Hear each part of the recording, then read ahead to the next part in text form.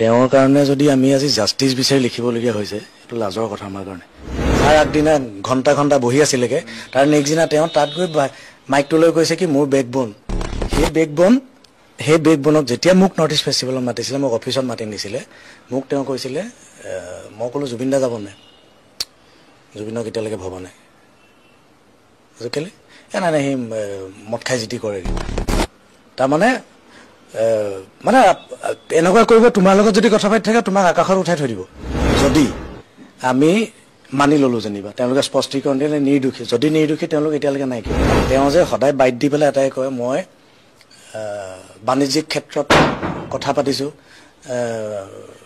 অসমৰ কাৰণে নৰ্থ ইষ্টৰ কাৰণে আমুক হৈছে তামুক হৈছে কি হৈছে তেওঁ যি ক'লে বজাৰত যি দাম ছিংগাৰসকলৰ সেই দাম মই কমাই দিওঁ তেওঁ যেনেকুৱাকৈ কয় কথাবোৰ তাৰমানে সম্পূৰ্ণ বেপাৰী আচলতে প্ৰথমতে মোৰ এনেকুৱা লাগিছে মোৰ লিখিবলৈ হাত কঁপিছে কাৰণ মানুহজন জুবিন গাৰ্গ অকল মোৰে নহয় আমাৰ অসমৰ নহয় ভাৰতৰ নহয় এতিয়া পৃথিৱীৰ হৈ থাকিলে তেওঁৰ কাৰণে যদি আমি আজি জাষ্টিচ বিচাৰি লিখিবলগীয়া হৈছে এইটো লাজৰ কথা আমাৰ কাৰণে জুবিন গাৰ্গৰ নিচিনা এজন মানুহৰ কাৰণে আমি আজি জাষ্টিচ বিচাৰি পোষ্ট দিবলগীয়া হৈছে চৰকাৰক আহ্বান জনাবলগীয়া হৈছে আমুকটো কৰক তামুকটো কৰক আমুকটো লাগে সেইটো এটা কথা আৰু জুবিন গাৰ্গ মই পোষ্টত লিখিছোঁ সঁচাকৈ ভগৱান তেওঁ যিখিনি লিখি থৈছিলে যিখিনি কৈ আছিলে সকলোখিনি তেওঁ কোৱা মতেই হৈছে প্ৰাৰ্থনা হৈ পৰিলে মায়াবিনী গানটো য'ত সীতা তেওঁক দিয়া হৈছে তাত তেওঁ ফটোশ্বুট কৰি আহিছে তেওঁ যেনেকৈ কৈছিলে মোৰ কোনো ভগৱানেই নাই কাৰণ তেওঁৱে ভগৱান সঁচাকৈ ভগৱান তেওঁ যিখিনি কৰিছে প্ৰকৃতিয়ে ইংগিত দিছে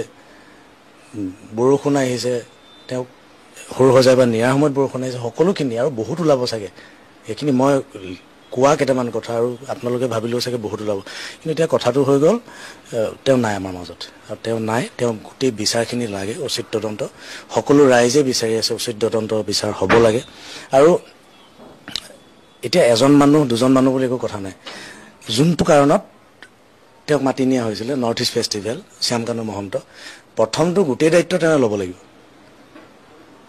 তাৰপিছত বাকীখিনি আহিব তাৰপিছত বাকীখিনি এটা এটাকৈ চব যাওক কাৰণ গোটেইখিনিকে সিদ্ধাৰ্থক শ্যামকানু মহন্তৰ সিদ্ধাৰ্থ তাৰপিছত বাকীখিনি সকলোকে ন শ্যামকানু মহন্তই যেনেকৈ কথা এটা কৈছে যে নৰ্থ ইষ্ট ফেষ্টিভেললৈ জুবিন দাইহে বোলে জিৰণি ল'বলৈ গৈছিল বুলি সেইটো ছেকেণ্ডত কৈছেতো পিছৰবাৰত কৈছে জিৰণি ল'বলৈ গৈছিলে তাৰ আগত তেওঁ কি ক'লে যে মোক ফোন কৰিছে ছিংগাপুৰলৈ তেওঁ নিজে আহিব বিচাৰিছে সেইটো শুনি মানে কোনে বিশ্বাস কৰিব অসমত কোনেও নকৰে যে জুবিন গাৰ্গৰ নিচিনা মানুহ এজনে আপোনালোকে নিজে কওক যে শ্যামকানু মহন্তক নিজে ফোন কৰি যাবনে যে মই বিচাৰি আছোঁ নৰ্থ ইষ্ট ফেষ্টিভেল মোক মাত মই যাম মই গান গাম কেতিয়াও নহয় এইটো মইতো বিশ্বাস নকৰোঁ কেতিয়াও কাৰণ মই নিজে দেখিছোঁ লাষ্ট ৰঙালী যোনটো নৰ্থ ইষ্ট ফেষ্টিভেলৰ আগত ৰঙালীত তেওঁ যে গেট এখনত ঘূৰিয়াইছিলেগৈ জুবিন দাই গৈ খানাপাৰা জানে চাগে তাৰ আগদিনা আমাৰ শ্বুটিং চলি আছে ৰৈ ৰৈ বিনালে শেষৰটো চিন চাগে জুবিনদাৰ জোনালী ষ্টুডিঅ'ত তাত শ্যামকানু মহন্ত নাই কমেও 6-7 ঘণ্টা বহি আছে জুবিন গাৰ্গ যাবনে নাই কাইলৈ এতিয়া মই অনুষ্ঠানৰ এতিয়া মই কেনেকৈ মানি ল'ম যে সেইজন জুবিন গাৰ্গেই নৰ্থ ইষ্ট ফেষ্টিভেলত নিজে ফোন কৰি গৈছিলে কেতিয়াও হ'ব নোৱাৰে কাৰণ শ্বুটিঙৰ স্থলীত আমাৰ সন্মুখত শ্যামকানু মহন্ত গৈ বহি আছেগৈ যে তেওঁক কাইলৈ ৰঙালী যাব লাগিব কেইটাত যাব কোনে নিব মানে 6-5 ঘণ্টা বহি আছে তাত গৈ মই আছোঁ আৰু বহুতো আছে তাত মই আছোঁ আমাৰ শ্বুটিঙৰ সেইদিনা আঙুলতা বা আছে গোটেইখিনি শ্বুটিং ইউনিটতো গোটেইখিনি আছে আৰু সকলোখিনি সুধিলেও আপুনি গম পাব বহি আছে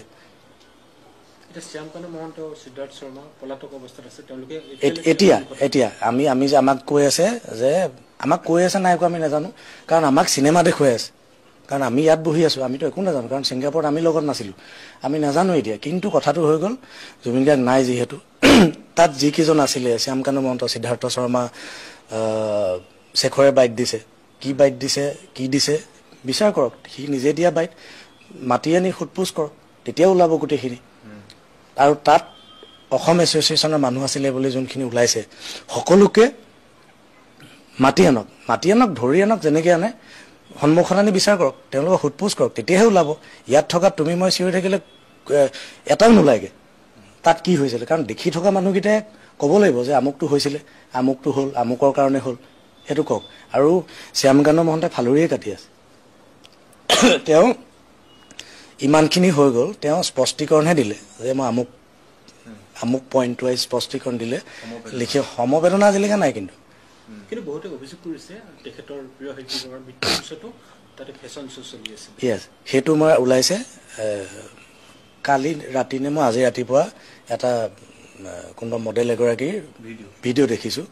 যদি সেইটো হৈছে সেইটোতো ওলাই পৰিব, সেইটোতো আমাৰ অসম চৰকাৰে বা আমাৰ ইণ্ডিয়ান মানে ভাৰত চৰকাৰেতো ছিংগাপুৰক সুধিলে গম পাব নোৱাৰিব। ছিংগাপুৰ এম্বেচিক সুধিলেতো গম পাব যে নৰ্থ ইষ্ট ফেষ্টিভেল হৈছিলে নাই, তাত হৈ আছিলে। আমি সেইটো কি বুলি ক'ম মানে লাজ লাগিছে নাই মই বুজি নাপাওঁ। যদি ঠিক আছে তেওঁলোকে যেনেকে স্পষ্টীকৰণ দিছে, এইটো যিটো হৈ আছিলে ইতিমধ্যে সকলোৱে জ্ঞাত হৈছে গোটেই খবৰটো, তাৰমানে গোটেই মানে এটা বেপাৰ কৰিবলৈ যে শ্যামকান্ত মহন্তই জুবিন গাৰ্গক, সেই বেপাৰটোৰ আগতে মই এটা কওঁ, যদি আমি মানি ললো যেনিবা তেওঁলোকে স্পষ্টীকৰণ দিলে নিৰ্দোষী, যদি নিৰ্দোষী তেওঁলোক এতিয়ালৈকে নাই কিয়? ভয়টো ক'ত খাই আছে, কালে খাই আছে? তোমাৰ কাৰণে হিয়াৰ মঠো, মোৰ কাৰণে হিয়াৰ মঠো। তেওঁলোকেতো কৈ থাকে যে আমি লগ পোৱাৰ আগৰ পৰাই তেওঁলোক বন্ধু, তই কি জানো? আমি তেনেকুৱা ময়ো পাইছো। তাৰপিছত তই কি জানো, আমাৰ লগত বহুত পুৰণা, আমি একেলগে সময় কটাইছো। সেই সময় কটোৱা মানুহজনক অকলে পঠাই দি স্পষ্টীকৰণ দি সমবেদনা দিলেও নহ'ব, বন্ধুত্বৰ দায়িত্বটো অকল সমবেদনা দিলেও নহ'ব। ভিডিঅ' এটা দি তেওঁ নাহিলে কিয় ইয়ালৈ? তেওঁ নহয় গোটেইকেইজন নাহিলে কিয়? সেই জুবিন গাৰ্গ নাই কিন্তু আজি শেষ কৃত্যলৈকে নেদেখিলোঁ, আমি নেদেখিলোঁ কাকো।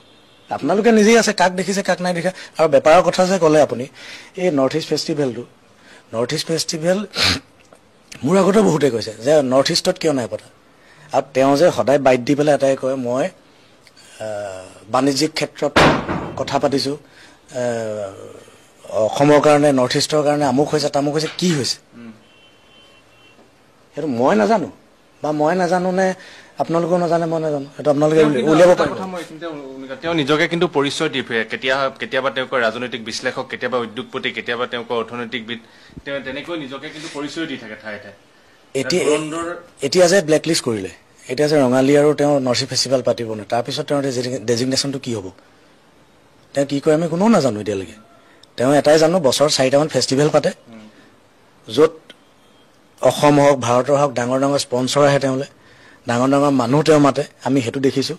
তালে সেই উদ্যোগ মানে বাণিজ্যিক যোনটো তেওঁ চিন্তা, পকেটৰ কাৰণে কৰা যিটো বাণিজ্যৰ কথা কয়, তাত ফেশ্বন শ্ব'ও আমি দেখিছোঁ।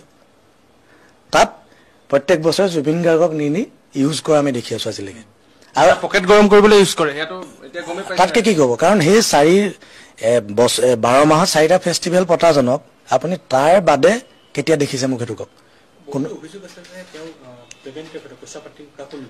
নাই, মই নৰ্থ ইষ্ট ফেষ্টিভেল গৈছিলোঁ এবাৰ, সেইটো মই কওঁ। তেতিয়া মোক মানে তেওঁৰ কথাবোৰ এনেকুৱা হৈ যায় যে ডাঙৰ প্লেটফৰ্ম,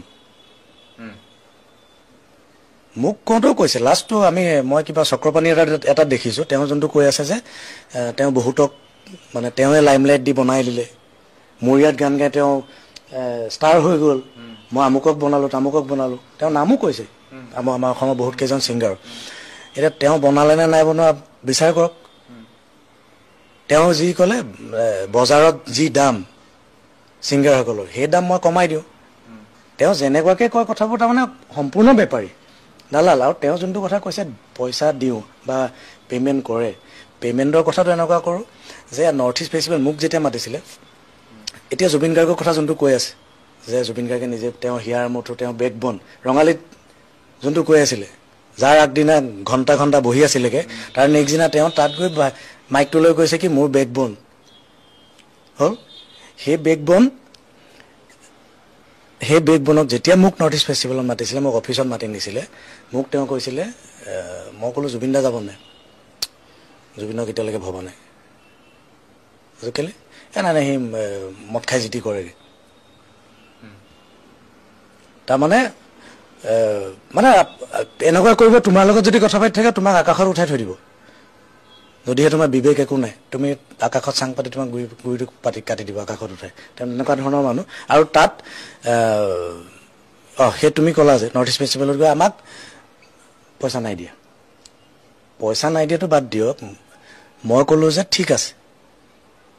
তেওঁ যোনটো ক'লে যে, কাৰণ আমি কেতিয়াবা বাধ্য হৈ যাওঁ যে অ'কে হ'বওতো পাৰে, নৰ্থ ইষ্ট ফেষ্টিভেলত প্ৰমোট কৰি আছে, কাৰণ আমি চব কথা ভিতৰুৱাকৈ আমিও নাজানোগৈ। আমি তেতিয়া ক'লোঁ, মই যেতিয়া ক'লোঁ যে ঠিক আছে, আমাৰ মিউজিচিয়ান যোনসকল কৈছে সেইকেইজনৰ দিয়ক অন্ততঃ, ঠিক আছে মই কৈ দিছোঁ। সেই কৈ দিয়াটো আজিৰ ডেটলৈকে নাই। যেতিয়া আমি বিচাৰোঁ নাই। মোক ছেকেণ্ড বাৰো মাতিছে, তেওঁ থাৰ্ড বাৰো মাতিছে, যোনটো লাষ্ট ৰঙালী 7 দিনৰ আগলৈকে মোক কৈ আছে তোমাৰ আমুক ডেটত চ' তামুক ডেটত চ'। যেতিয়াই মই কওঁ যে আমাৰ মিউজিচিয়ান পে'মেণ্টটো, তেতিয়া মোৰ লগত কথা নপতা হৈ যায়। এতিয়া আমি চাওক, এইবোৰ কথা পাতি থাকি নাথাকি একো কথা নাই। এতিয়া মুঠতে তেওঁলোকক লৈ আনক, আৰু বিচাৰি নোপোৱা কোনো যুক্তি হ'ব নোৱাৰে। আপুনি ক'ত বিচাৰি নোপোৱা কি কথা আছে? আমাৰ ভাৰত চৰকাৰ আছে, ছিংগাপুৰ এম্বেচি আছে, কি যুক্তিত বিচাৰি নোপোৱা কথা আছে? তেওঁ সেইটোৱে একমত কৈছো যে, মই কৈছো যে ঠিক আছে গ্ৰেপ্তাৰ কৰি আনিলে যেনিবা। এতিয়া মই ক'লো, ইয়াৰ পিছত চবেই ক'লে, কৈ আছে ৰাইজে কৈ আছে আপোনালোকে লাগি আছে, গ্ৰেপ্তাৰ কৰি আনিলে যেনিবা। গ্ৰেপ্তাৰ কৰাৰ পিছত প্ৰশ্নবোৰ সুধিবলৈ কোনে পাব? কোনে প্ৰশ্নবোৰ সুধিব? যে এই ৰাইজে সুধি থকা প্ৰত্যেকটো প্ৰশ্ন কোনে সুধিব তেওঁক? সেইখিনি আচলতে আমিও বিচাৰ কৰিব লাগে, কেনেকে সেই প্ৰশ্নখিনি পাবগৈ, সেইখিনি কেনেকে ব্যৱস্থা হ'ব, দৰকাৰ কি কৰিলে ভাল হ'ব, সেইখিনি আমি আচলতে ইয়াৰ পিছত ষ্টেপ লোৱাটো ভাল। আৰু যি হয় আমি চবৰ লগতে আছো।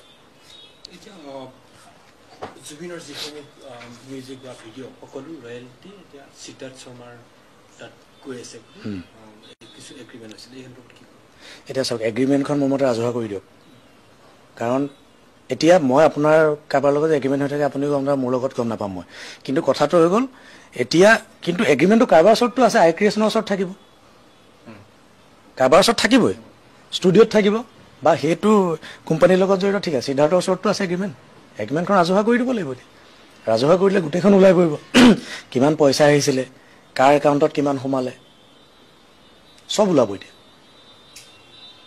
মই এটা কথা সুধিব বিচাৰিছো, সিদ্ধাৰ্থক আপুনিও পাইছে, এনে ব্যৱহাৰটো কথা ওলাইছে, তেওঁ যি ধৰণে আমি দেখো যে মঞ্চতে কোনোবাই যেতিয়া জুবিন দাক কেতিয়াবা কোনোবাই কাষলৈ যাব চাই বা তেওঁক লগ কৰিব বিচাৰে, জুবিন দা সেইটো ভাল পায় যে মানুহৰ মাজত থকা মানুহ এজন। কিন্তু সিদ্ধাৰ্থৰ যিটো ব্যৱহাৰ পাতি, কেতিয়াবা আপোনালোকৰ লগতো এনেকুৱা ধৰণৰ হৈছে নেকি? সিদ্ধাৰ্থৰ ব্যৱহাৰ ক্ষেত্ৰত কেতিয়াবা আপোনালোকক মিছবিহেভ কৰিছে? এতিয়া মই কথাটো এইটো, মোৰ লগত নাই হোৱা, কিন্তু মোৰ লগত যোৱা 10টাৰ লগততো হৈছে।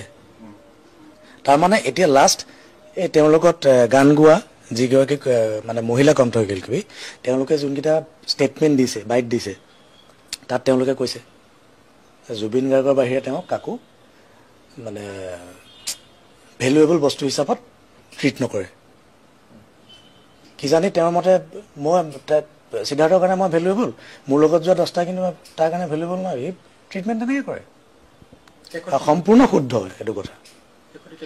শেষত মই নহয়, আমি সকলো ৰাইজে এটাই বিচাৰিছোঁ, উচিত নে উচিত তদন্ত আমি সেইটোৱে কৈ আছোঁ এতিয়াও। কিন্তু কথাটো হৈ গ'ল, যদি বিচাৰি পোৱা নাই পলাতক ঘোষণা কৰক, লুকআউট নটিচ জাৰি কৰি দিয়ক, যেনেকৈ হ'লো। আৰু বিচাৰি নোপোৱা কোনো যুক্তি নাই, ধৰি আনক, গ্ৰেপ্তাৰ কৰি আনক, হয় ৰাইজক গতাওক, নহ'লে ৰাইজক সুবিধা দিয়ক প্ৰশ্ন সুধিবলৈ, মুখামুখি কৰক। কাৰণ জুবিন গাৰ্গ সৰু নহয়। কাৰণ এইটোৱে কৈছোঁ যে লাজ পাবলগীয়া এইটোৱে কথা, আমি যোনেই সকলোৱে জুবিন গাৰ্গক ময়ো সকলো অনুৰাগী। মই আজি গান গাইছোঁ, তেওঁ লগত চিনেমা কৰিছোঁ, এইটো পিছত আহিব, কিন্তু অনুৰাগী হৈয়ে মই এইবোৰ কৰিবলৈ পাইছোঁ। অনুৰাগী হৈ অসমৰ ইমানবোৰ, ভাৰতৰ এতিয়া বোলে তেওঁ 1 নম্বৰ হয়নে, শেষকৃত্যত ইমানবোৰ মানুহ হোৱা, পৃথিৱীৰ ভিতৰত মাইকেল জেকচনৰ পিছত শিল্পী হিচাপে 2 নম্বৰ, তেওঁৰ নিচিনা মানুহ এজনৰ কাৰণে যদি আমি পোষ্ট দিবলগীয়া হৈছে, জাষ্টিছ ফৰ জুবিন গাৰ্গ, ইয়াতকৈ লাজৰ কথা অসমবাসীৰ কাৰণে একো নহয়। আৰু সেইটো, আৰু মই জানো হিমন্ত বিশ্ব শৰ্মাই ইমানখিনি কৰিছে, এইখিনিও কৰক, আৰু কৰিবই লাগিব, ধৰি আনক, ধৰিব নোৱাৰা কোনো কথাই নাই। আজি শ্যামকানু মহন্তক ব্লেক লিষ্টেড কৰিছে, আপুনি গোটেই বিষয়টো জ্ঞাত হৈছে। যিহেতু যিগৰাকী ব্যক্তি আপোনাৰ লগতো কেইবাবাৰো আপোনাকো তেওঁ নিমন্ত্ৰণলৈ মানে অনুষ্ঠানবোৰলৈ মাতে শ্যামকানু মহন্তই, কিন্তু আমি গম পাওঁ জুবিন গাৰ্গকো তেওঁ জোৰ জবস্তি কৰি লৈ গৈছিল।